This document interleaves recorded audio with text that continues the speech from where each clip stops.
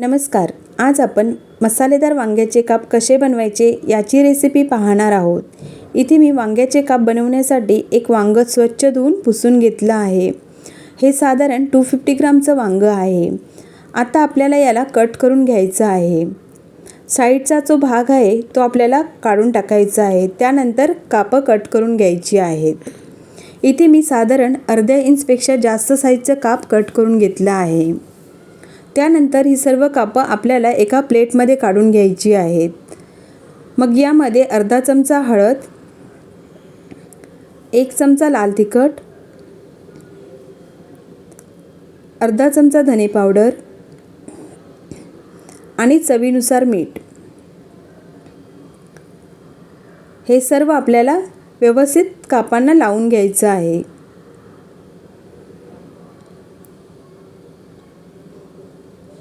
दोन्ही साईडला मसाले आपल्याला व्यवस्थित लावून घ्यायचे आहेत आणि 10 मिनिटांसाठी याला बाजूला ठेवायचं आहे. इथे मी बारीक रवा घेतला आहे. त्यामध्ये मीठ, हळद आणि लाल तिखट घालून याला व्यवस्थित मिक्स करून घेऊ.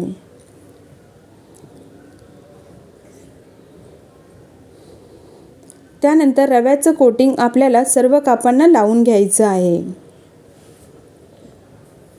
मी इथे तुम्हाला 2 कापांना कोटिंग लावून दाखवणार आहे.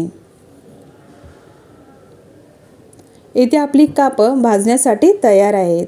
इथे तवा गरम झालेला आहे. त्यामध्ये आपण तेल गरम करून घेऊ आणि हे तेल आपल्याला ब्रशने तव्यावर स्प्रेड करून घ्यायचं आहे. त्यानंतर आता आपण यामध्ये कापं ॲड करू.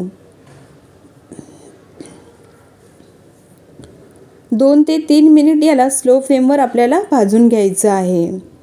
त्यानंतर थोडंसं वरून तेल लावायचं आहे. आता आपण याला तेल लावून घेऊ.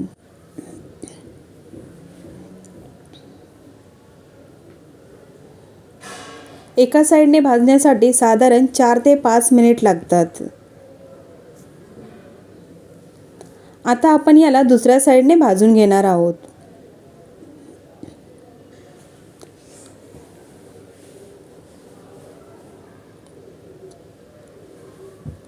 दुसऱ्या साईडने भाजण्यासाठी सुद्धा आपल्याला 4 मिनिट लागणार आहेत.